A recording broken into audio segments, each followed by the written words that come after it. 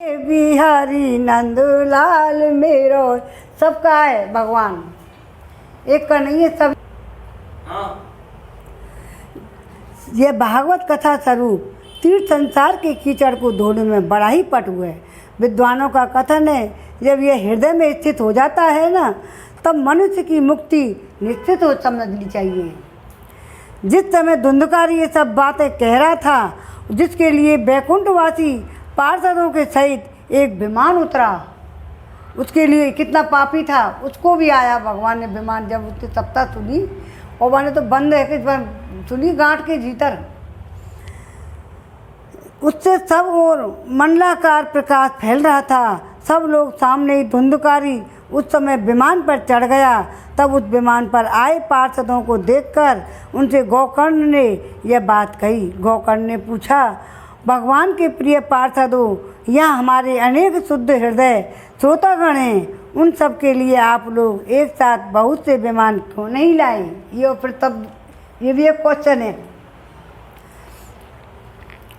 तो एक साथ बहुत से विमान क्यों नहीं लाए? हम देखते हैं वहाँ सभी ने समान रूप से कथा सुनी है, और फिर फल में इस प्रकार का भेद क्यों हुआ, यह बताइए।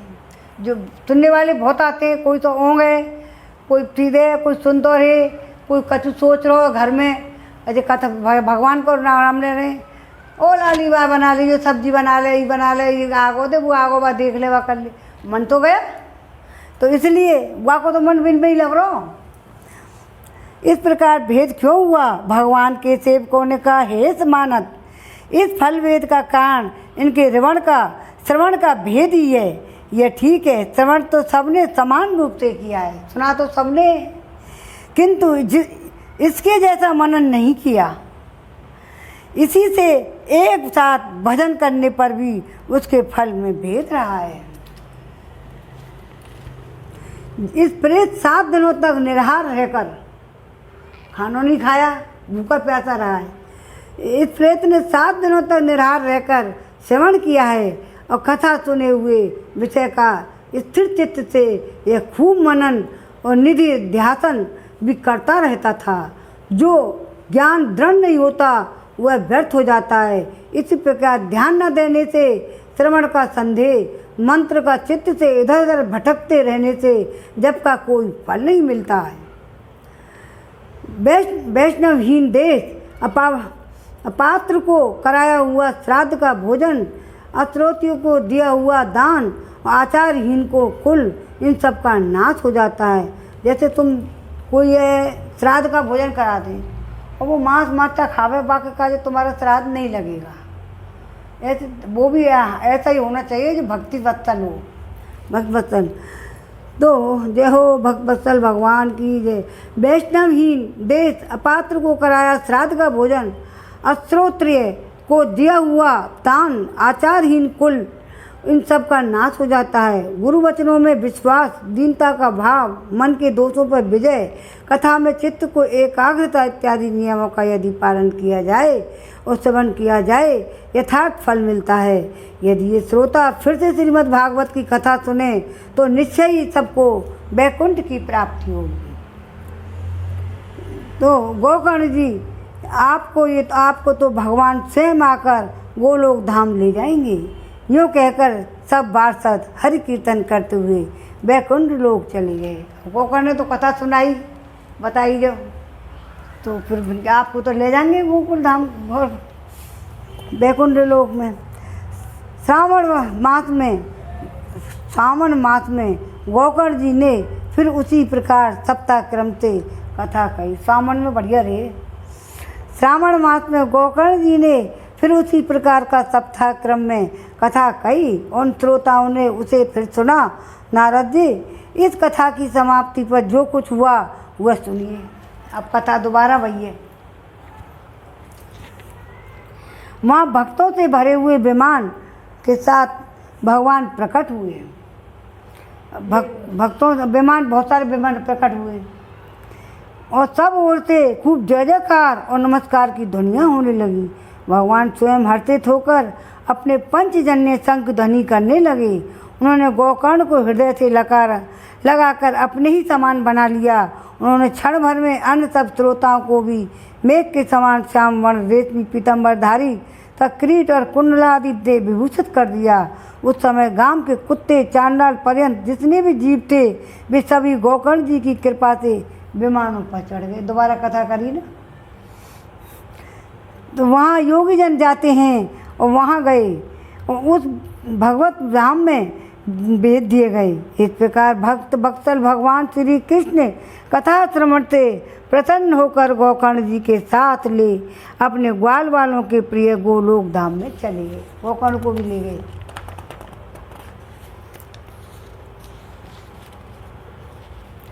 उस मंडप में कुछ ऊंचाई पर 7 विशाल लोकों की कल्पना करें। उन्हें वृत्त ब्राह्मणों को बुला कर बैठाए। आगे की ओर उनके लिए वहाँ यथोचित आसन तैयार रखे। इनके पीछे वक्ताओं के लिए एक दिव्य सिंहासन प्रारब्ध किया। यदि वक्ता का मुख उत्तर की ओर रहे तो श्रोता पूर्वाभिमुखी होकर बैठे। यदि वक्ता पूर्वाभिमुखी होए तो श्रोता की उत्तर की ओर मुख करके बैठना चाहिए। तो वक्ता श्रोता को पूर्व मुख होकर बैठना चाहिए। देश काल आदि को जानने वाले भक्त भावों के लिए ऐसा ही नियम बताया है। जो वेद शास्त्र स्पष्ट व्याख्या करने में समर्थ हैं, तरह तरह के दृष्टांत दे सकता है, वह विवेक और अत्यंत निष्प्रिय हो ऐसे व्यक्ति और विष्णु भक्त ब्राह्मणों को वक्ता बनाना चाहिए। श्रीमद् भागवत के प्रवचन में ऐसे लोगों को नियुक्त करना चाहिए जो पंडित होने पर भी अनेक धर्मों के चक्कर में पड़े हुए स्त्री लंपट पाखंड के प्रचारक हों। वक्ता के पास ही उसका सहायता के लिए एक ऐसा विद्वान और स्थापित करना चाहिए, वह भी सब प्रकार से संशयों की निवृत्ति करने में समर्थ और लोगों को समझाने में कुशल हो। जय श्री कृष्णा। श्रीमन नारायण नारायण नारायण श्रीमन नारायण नारायण नारायण भजमन नारायण नारायण नारायण। जय राधे कृष्णा राधे गोविंद। जय जय राधे राधे कृष्णा राधे गोविंद। अरे देवकी के छैयाला बलभद्र के भैयाला चाको मुख देखते रते आते फंद। जय जय राधे राधे कृष्णा राधे गोविंद। कथा प्रारंभ के दिन से एक दिन पूर्व व्रत ग्रहण करने से के लिए वक्ता को और करा लेना चाहिए, छोर करा लेना चाहिए तथा अरुणोदय के समय सोच से निवृत्त होकर अच्छी तरह स्नान करें और संध्या आदि अपने नित्य कर्मों को संक्षेप से समाप्त करके कथा के विघ्नों को निवृत्ति के लिए गणेश जी का पूजन करें। तदंतर पितृगण का तर्पण कर पूर्व पापों की शुद्धि के लिए प्रायश्चित करें। एक मंडल बनाकर उसमें श्री हरि को स्थापित करें। फिर भगवान कृष्ण को लक्ष्य करके मंत्रोच्चारण पूर्वक क्रम से षोडशोपचार विधि से पूजन करें। उसके पश्चात प्रदक्षिणा और नमस्कार आदि का इस प्रकार स्तुति करें।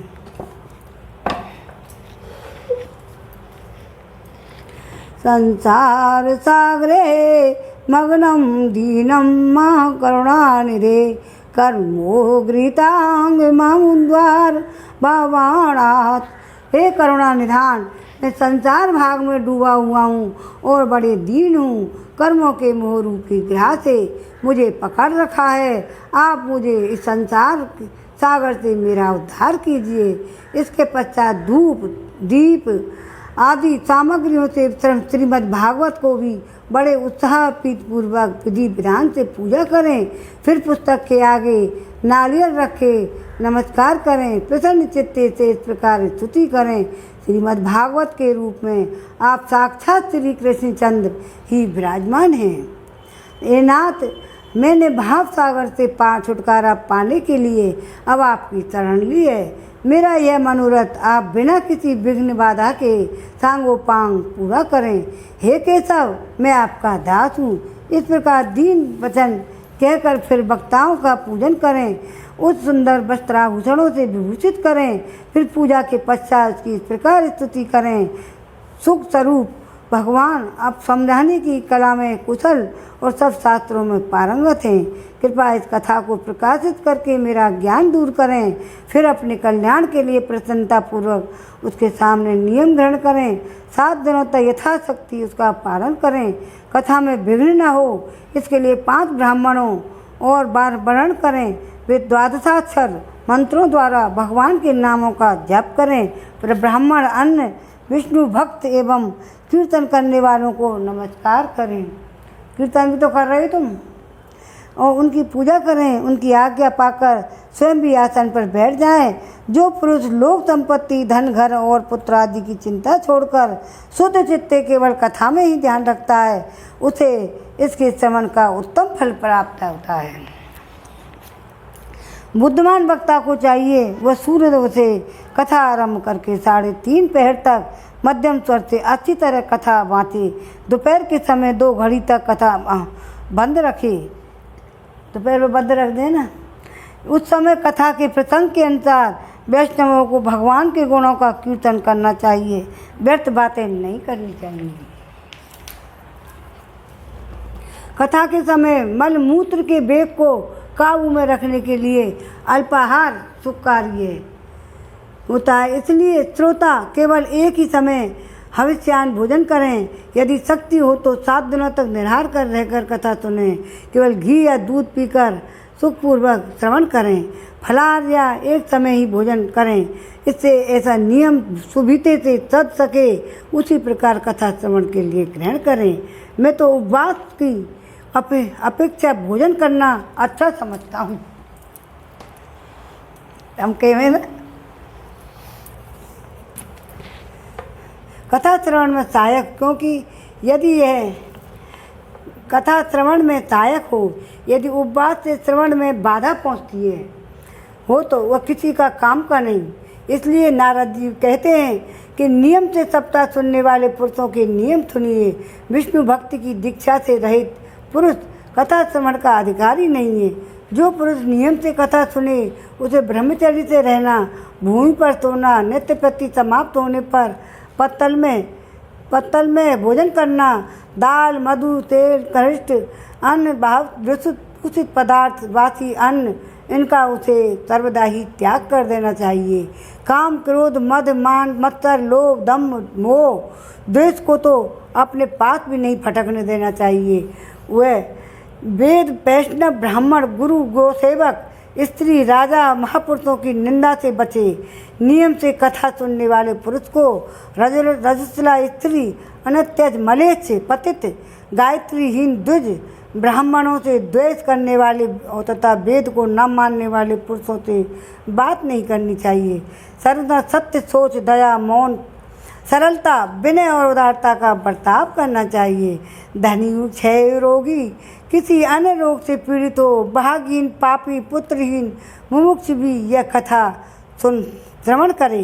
जिस स्त्री का रजोदर्शन रुक गया हो तो जिसके एक ही संतान होकर रह गई हो, जो बाँझ हो उसकी संतान होकर मर जाती हो, अथवा जिसका गर्भ गिर जाता हो, वह यत्नपूर्वक कथा को सुने।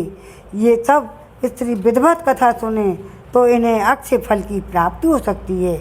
यह अत्युत्तम दिव्य और करोड़ों यज्ञों का फल देने वाली है। श्रीमद् भागवत कथा। जय श्री राधे राधे, श्री राधे, श्री राधे, श्री राधे, श्री राधे। इस प्रकार व्रत की विधियों का पालन करके उद्यापन करें। जिन्हें इसके विशेष फल की इच्छा हो वे जन्माष्टमी के व्रत के समान हो जाती ही जन्माष्टमी व्रत के समान ही इस कथा व्रत का उद्यापन करें। इस बहुत जन्माष्टमी को करते होंगे उद्यापन, किंतु जो भगवान के अंकिचन भक्त हैं उनके लिए उद्यापन का कोई संग्रह नहीं है, आग्रह नहीं है। जे वे श्रवण से ही पवित्र हैं, क्योंकि वे तो निष्काम भाव से भक्त वत्सल हैं, भक्त हैं। इस प्रकार सप्ताह यज्ञ समाप्त हो जाए तब श्रोताओं को अत्यंत भक्तिपूर्वक पुस्तक और वक्ताओं को पूजा करनी चाहिए। फिर वक्ता श्रोताओं को प्रसाद, तुलसी प्रसादी मालाएं दे। सब लोग मृदंग और झांझ की मनोहर ध्वनि से सुंदर कीर्तन करें, जय जय जयकार करें, नमस्कार करें, शंख ध्वनि घोष कराएं। ब्राह्मण और याचकों को धन और अन्न दें। श्रोता व्रत हो तो कर्म की शांति के लिए दूसरे दिन गीता पाठ करें। ग्रस्त हो तो हवन करें। उस हवन में 10वें स्कंद का एक एक श्लोक पढ़कर विधि पूर्वक खीर, मधु, घृत, तिल और अनादि सामग्रियों से आहुति, तो लास्ट का होगा। एकाग्र चित्त से गायत्री मंत्र द्वारा हवन करें, क्योंकि तत्वतः ये महापुराण गायत्री स्वरूप ही है। होम करने की शक्ति न हो तो उसका फल प्राप्त करने के लिए ब्राह्मणों को हवन सामग्री दान करें। और तो नाना प्रकार की त्रुटियों को दूर करने के लिए और विधि में फिर भी न्यूनाधिक रह गई हो उसके दोषों को शांति के लिए विष्णु सहस्त्र नाम का पाठ करें। उससे सभी कर्म सफल हो जाते हैं, क्योंकि कोई भी कर्म इससे बढ़कर नहीं है। फिर 12 ब्राह्मणों को खीर और मधु आदि उत्तम उत्तम पदार्थ खिलाएं। व्रत की पूर्ति के लिए गौ सवर्ण का दान करें। सामर्थ्य हो तो 3 तोले सोने का सिंहासन बनवाएं। उस पर सुंदर अक्षरों में लिखी हुई श्रीमद् भागवत पोथी रखकर उसकी आवाहन आदि विधि उपचारों से पूजा करें। फिर जितेंद्रिय आचार्य को उसका वस्त्र, आभूषण, गंधादि से पूजन करें। दक्षिणा के सही समर्पण दक्षिणा कर दें। अभी तो और है।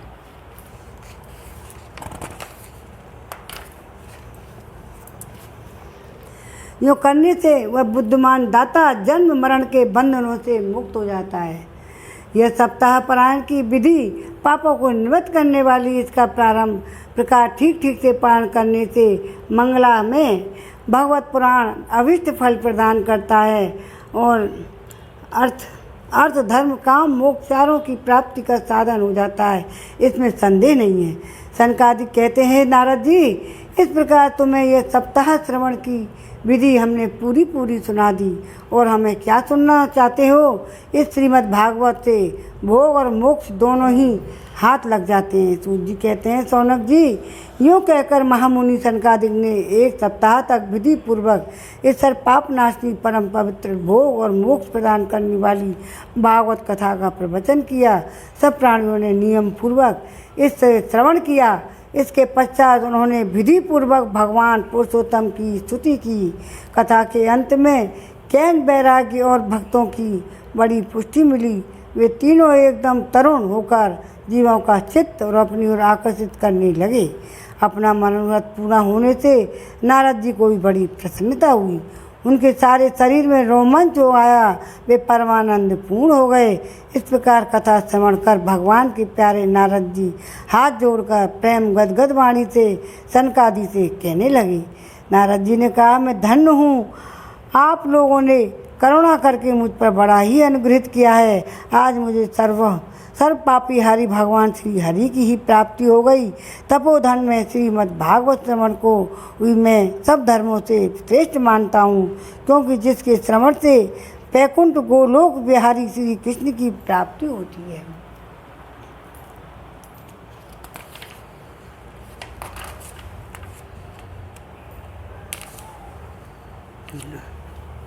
नहीं विराम कर दें क्या? पूरा करूँ? पानी लाओ पेट में। हरे कृष्ण हरे मुरारी, हे नाथ नारायण वासुदेवा। बोल राधे श्याम। सौनक जी वैष्णव श्रेष्ठ नारद जी से कह रहे हैं कि वहाँ घूमते फिरते योगेश्वर सुखदेव जी आ गए। कथा समाप्त होते ही व्यास नंदन श्री सुखदेव जी वहाँ पधारे। 16 वर्ष की आयु आत्मलाभ से पूर्ण ज्ञान रूपी महासागर का संवर्धन करने के लिए चंद्रमा के समान वे प्रेम से धीरे धीरे श्री भागवत का पाठ कर रहे थे। परम तेजस्वी सुखदेव जी को देखकर सारे सभासद झटपट खड़े हो गए। उन्हें एक ऊंचे आसन पर बिठाया।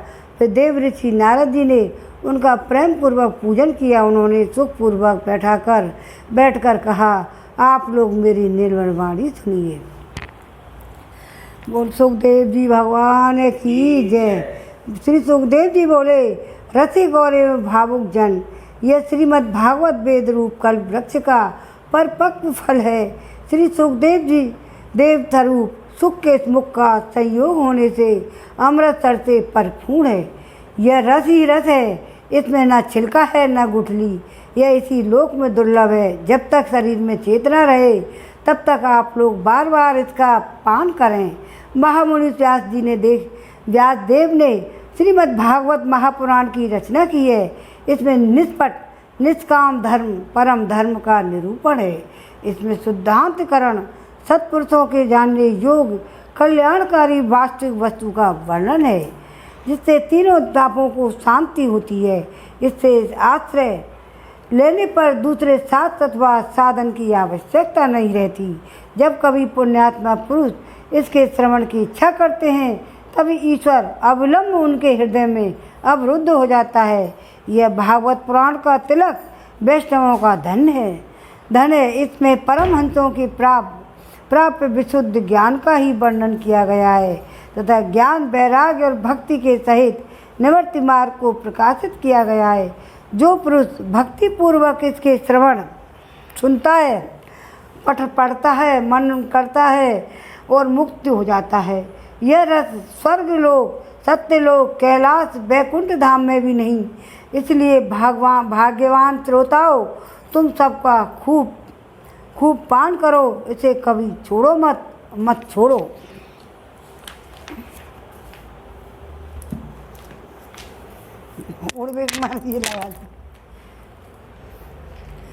पूज्य कहते हैं, श्री सुखदेव जी इस प्रकार कह ही रहे थे कि सभा में बीचों बीच प्रहलाद, बलि, उद्धव और अर्जुन आदि, अरे मेरे पाम दर्द कभी लग जाना जब है जाए पैर दर्द बैठे बैठे आदि पार्षदों के सहित साक्षात हरि प्रकट हो गए। हरि प्रकट है गए।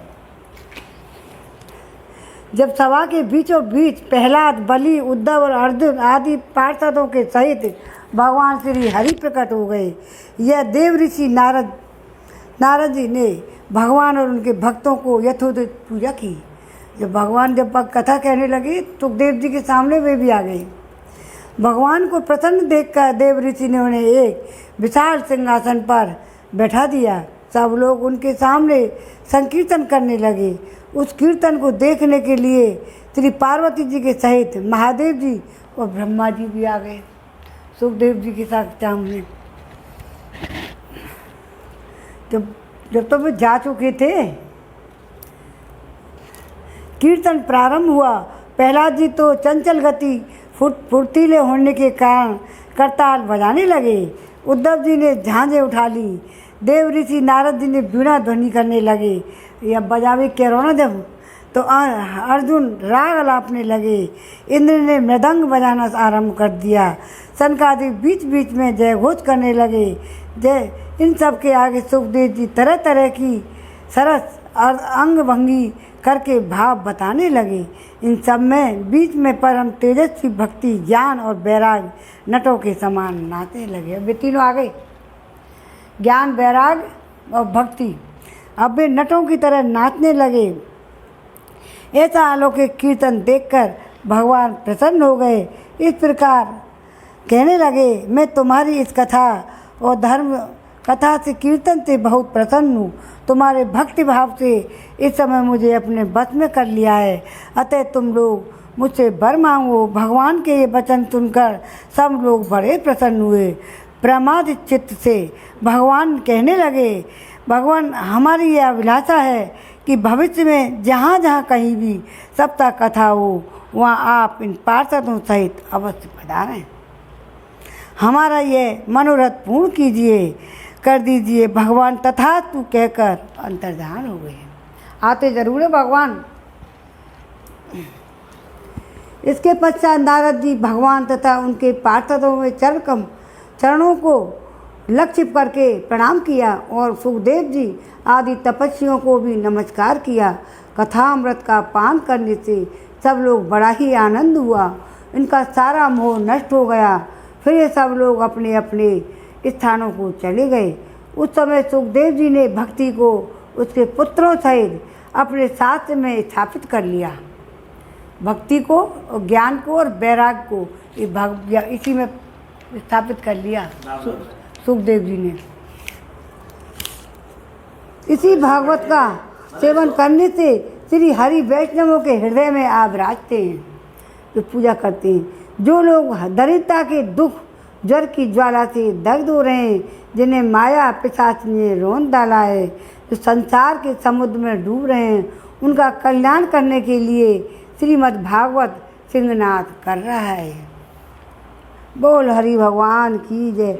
सोनका जी ने पूछा, हे सूत जी, सुखदेव जी ने राजा परीक्षित को, गोकर्ण ने धुंधकारी को और सनकादिक ने नारद जी को किस किस समय यह ग्रंथ सुनाया था?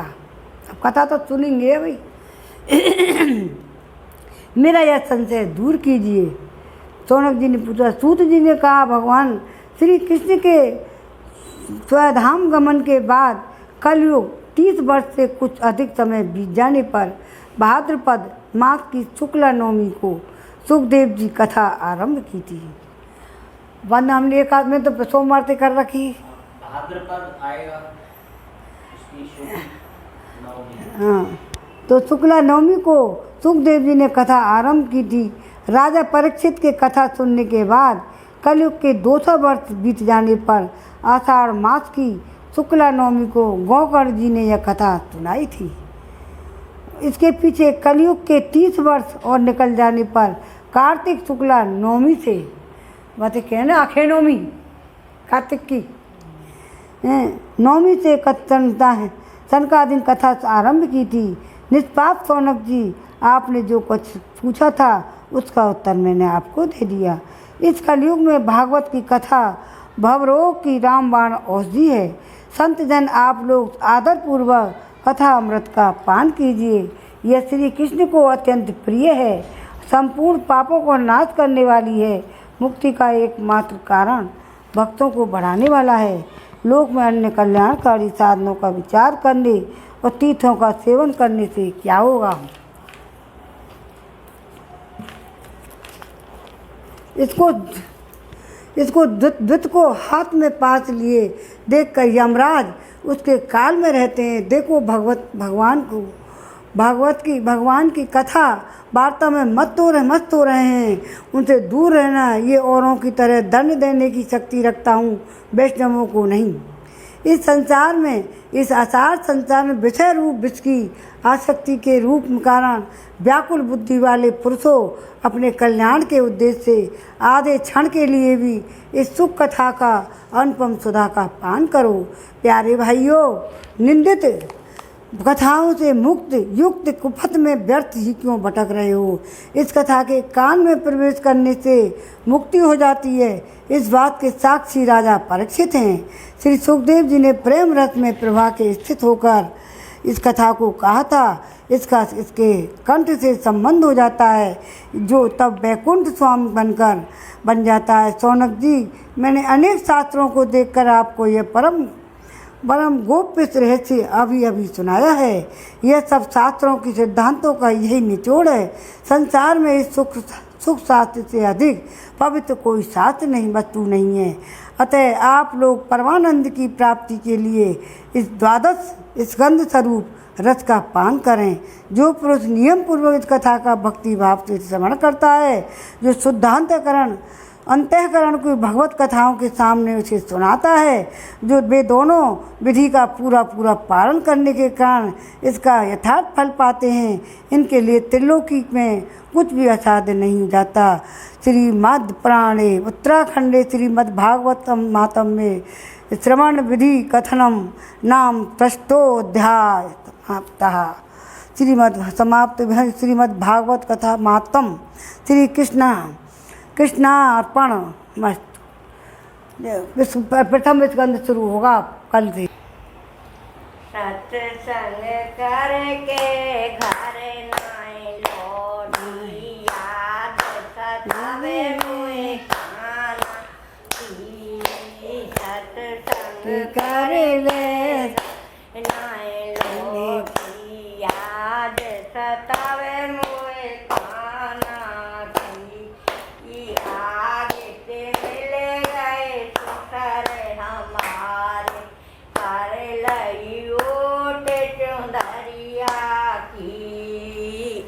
आगे से मिल गए ससुर हम रे करे लई ओट चुंदरिया की अब कहाँ देखे ससुर हमारे जोवन है गई काना की अब कहाँ देखे डांस कर दो।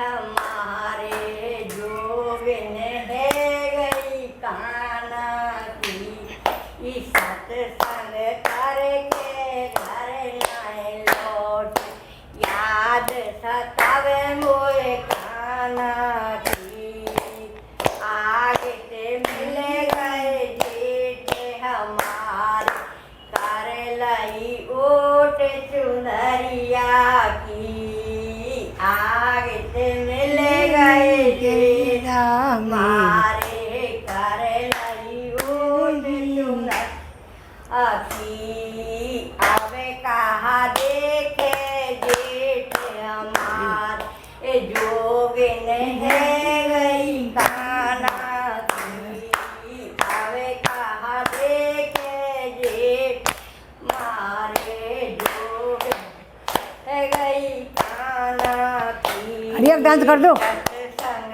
करके घर नैला की याद सतावे मोए काना की आगे से मिल गए देवर हमारे कर लई ओट चुंदरिया की आगे से मिल गए देवर हमारे कर लई ओट चुंदरिया की आवे कहाँ देखे देवर हमारे जोगिन है गई काना की आवे कहाँ देखे जे मारे जोगिन है गई काना की सत्संग करके घर नायला की याद सतावे मोए काना की आगे से मिल गए बल में हमारे कर लई मिल गई आगे से मिल गए नंदेव हमारे कर लई ओट सुन आकी आवे कहाँ देखे नंदेव हमारे जोगिन है गई खाना की आवे कहाँ देखे बला में हमारे जोगिन है गई काना की आवे कहाँ देखे बला में हमारे जोगिन है गई काना की इस सत्संग करके घर नायला की याद सतावे मोए काना की बोल श्री राधे श्याम, बोल कृष्णचंद्र भगवान की जय। जय श्री राधे श्याम, श्री राम जय गोविंद हरि गोपाल हरि गोविंद, जय जय गोपाल जय जय।